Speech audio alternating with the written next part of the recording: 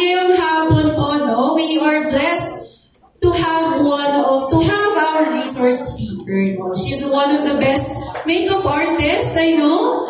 At isang kagalakan din po, no, na ako inaayusan niya dati sa isa sa mga events ng church. Siya po ay pamangkin ni Tita Jo Soriano. At this afternoon, she'll be sharing with us how to do a little dazzle goes a long way. So a little bit of background lang for our resource speaker. She's a pastor's kid and also a pastor's wife and been in different ministries since the age of 9. She's a certified fashion stylist. She studied at Raffles Design Institute, worked as a fashion stylist assistant for SM Kids Fashion and with GMA New Artists. She's a hair makeup artist from advertising shoots, tapings, and runway fashion shows. Kaya sa mga aspiring models, alam niyo na kung sino may niyong lalapitan. And to handling international and local models.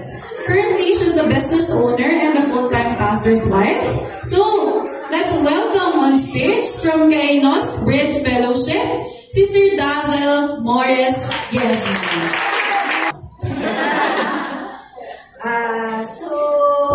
Medyo kinakabahan po.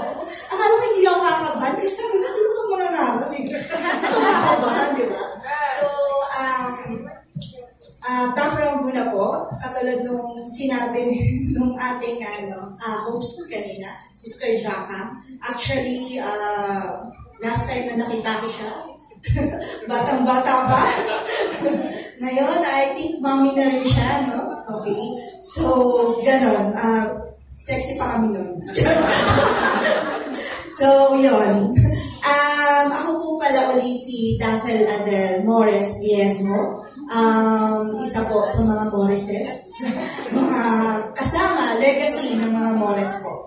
And, in-invite po ako ni Tita Jo. Actually, sabi ni Tita Jo, das pwede ko magturo sa amin. Sabi ko, na make-up. Sabi ko, sure ka. So, sabi ko, si Tita Jo naman yun. Hindi ako makaindi. So, yun. And this time, I know naman, everything happens for a reason. And whatever happens in the past is in the past. And let's move on towards sa good na history ulit. So, magtuturo po ako sa inyo ngayon as a makeup artist. I've been in the business for over 13 years na po. Since 2012, I start po. Ang una pong naging work ko is assistant makeup artist ni Miss Shasha Padilla. If kilala niyo po. I know kilala niyo naman po. No? So, sa taping po ako nag-start. Before kasi sabi ko kay God, Lord, hindi ko alam kung anong papasukin kong work. Kasi as a first-time mom, and wala po akong masyadong experience sa work, is hindi ko po alam kung saan ako mag-start. And then, binigay sa akin ng Panginoon kung ano yung hobby ko. At yun ay magpaganda. Kasi ever since po, sa mga nakakilala naman po sa akin, ever since I was a kid, talagang mahilig na po talaga akong mag-ayos, mahilig na ako. And then, hindi ko alam, ito rin pala yung ibibigay ni Lord. Kaya yung mga bata po, hayaan po natin lang ma-discover yung mga talents nila. Dahil hindi po natin alam yung pala rin yung patutunguhan nila. So, yun po. And, naging work ko po is assistant pa lang po before nun. May makeup artist po si Miss Shasha, pero ako po yung nag-aano sa kanya, yung nag-retouch, ganyan, yung kanyang buntot, kung saan siya pumunta. And that was 2012. Kasalukuyang nagtitaping siya with Coco Martin and sila Joel Torre ng time na yun. So, and then napasok din po ako sa mga runway fashion show with yung mga help din po ng mga artist friend. And yun nga po, nakapag-aral po ako as a certified stylist po sa Raffles Design Institute. And nakapag-experience din po as a SM Kids, as a stylist. So, yun lang po yung background ko so far. And right now, dahil nga po nangyari ang pandemic, alam naman po natin, pandemic hits, and then, Ang iba po sa atin talagang yung trabaho, lalo na po kami mga makeup artists. So, talagang nawala ng work. Pero si God, may pine-prepare na po pala. Kaya dun sa mga mommies natin, wag po kayong mawala ng pag-asa. Kung may nagsara ng isang pinto, may magbubukas. At isa sa mga ginamit, dahil nga po nasa artist side po kami, naniniwala po nasa lahi po namin yun. Kasi makeup artist ako, and then ngayon, I put up a business, at isa sa mga ginamit ay ang tita ko, si Tita Jo. Alam niyo na kung bakit hindi ko siya matanggihan. Sa kanya kasi natutunan mag-balloons. And now, meron din po akong business na balloons, and siya ang aking mentor. And yan. And yun lang po ang aking ngayon. Pero ngayon, magtuturo po ako sa inyo, yung beginners lang naman po, na makeup. Kasi naniniwala po ba kayo? Pero mas maganda pa rin po, na pag-ising nyo, pag umaalis kayo is, mas maganda pa rin po na okay yung itsura nyo, di ba? Lalo na yung mga Kristiyano, di ba?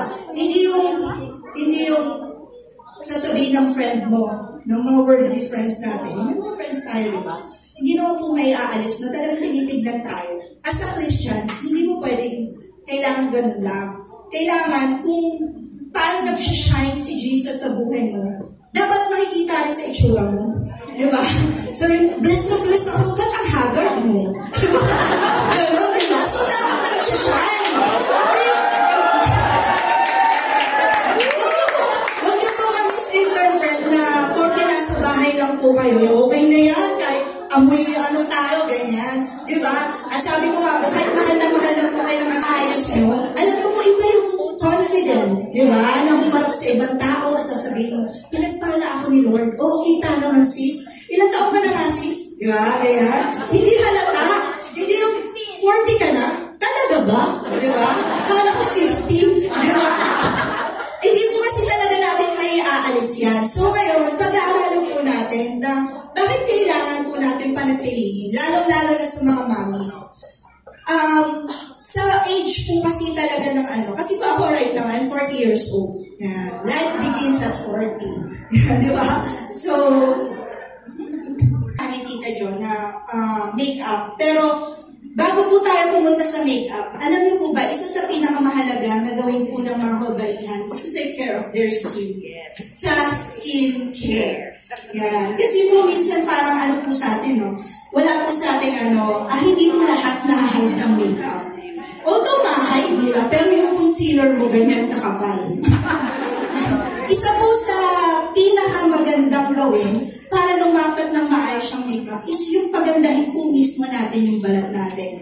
Katulad po ng mga 40s na pataas, yung mga 14s, 15s, 50s, 60s, mga senior, hindi pa po huli ang lahat. Kaya pa po natin ma-achieve ang skin na protection, basta bare face lang minsan na lumalabas. Actually, hindi naman siya, kumbaga, hindi naman siya kakain ng grabing budget.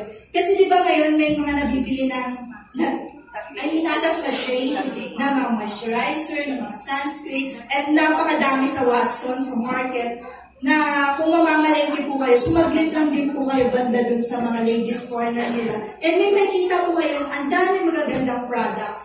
And actually ako, hindi po ako mag-endorse sa inyo ng product na ito, mas maganda to, ganyan. Kayo po ang maghahanap kasi kung ano po talaga yung mas babagay sa skin nyo, hindi kayo mangangati. Ako siguro, ang dami ko ng product na na-try, na nakakuha ko ng mga gusto ko talaga at nababagay sa akin. And then, ngayon po, pupunta po tayo sa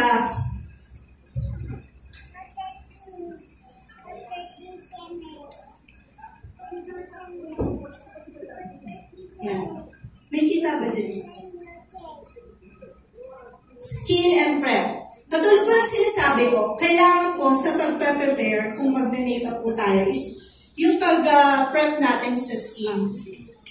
Sa makeup po, meron po talagang tinatawag na primer or ginagamit na primer. Pero before natin gamitin yung primer, yung base ng makeup po natin, katulad ng sinabi ko, is moisturizer and sunblock. And kung meron po kayong ginagamit na toner or whatever, before po kayo maglalagay ng primer. Bakit po? Kasi po yung primer, kaya po siya tinawag na primer, is para magdikit po siya sa skin ng mga girls. Para po siya black. So ngayon, kung madumi yung mukha mo, nag-primer ka, na-black yung mga pores mo na.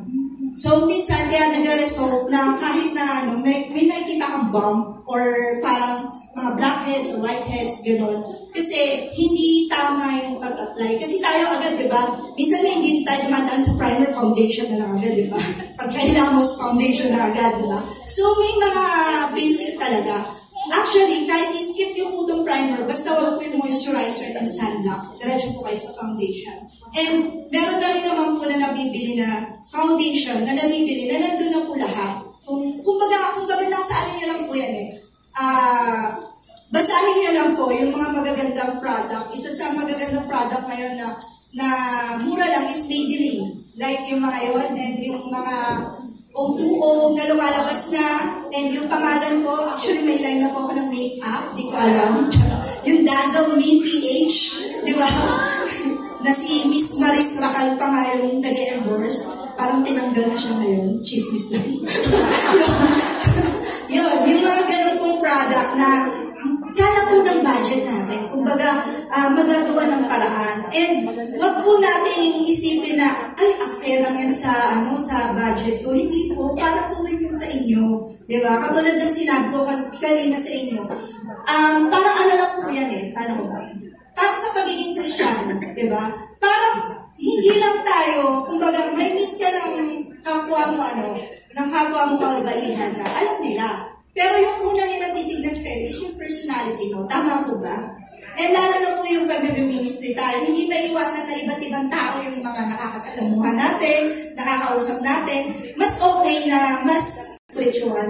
At talagang yan po talaga tinitignan ng mundo. Kahit hindi po natin, kahit hindi po natin gusto na, kilalanin mo muna kasi ako, mabait akong tao. Hindi po natin mara-represent yung sarili natin gano'n. So, there are different types of skin po talaga. Lalo-lalo na po pagdating sa mga Pilipina. Merong dry skin, may oily skin. So, dyan po, kung may kita nyo po, may mga iba-ibang preparation na kailangan gawin kung gano'n yung skin nyo. And may mga pinagpala din po, katulad yung mga normal skin. Ay, combination skin po muna. Yung oily na dry. Kasi pag dry, sobrang hirap po talaga kapitan ng makeup. Kumbaga, kailangan talaga ng matinding moisturizer at matinding toner. Diba? Ganon din po yung oily. Kasi po pag oily yung skin ng babae, ang dali naman pong mahulas ng mga makeup. Pag combination po kasi, sakto lang. Kumbaga, okay lang. And isa sa pinakamahirap din po is yung sensitive skin. Kaya po kung sensitive yung skin nyo, I recommend vegan po yung gamitin natin product. Kung may makita po kayo, may mga nakalagay na vegan product, yung mga galing sa vegan. Sa mga gulay po, yung gano'n. Mas maganda po yun sa sensitive skin. And then, itong part na to, yung normal skin, ito po yung pinakamagandang skin talaga. Yung talagang nakukuha po ito sa pagkain ng tama. At minsan hindi natin nagagawa. Di ba? Kasi yung normal skin, minsan mahirap ma-achieve. Yung hindi ka oily, yung sakto lang. Yung tipong babaeng pag mo, talaga bang mukha mo yan? Di ba? Yung ang ganda talaga ng niya. Kasi minsan po kasi nasa pinakain din po natin. Kung ano po yung tinitake natin, yun din po lumalabas sa skin natin. And then, yan nga po yung primer.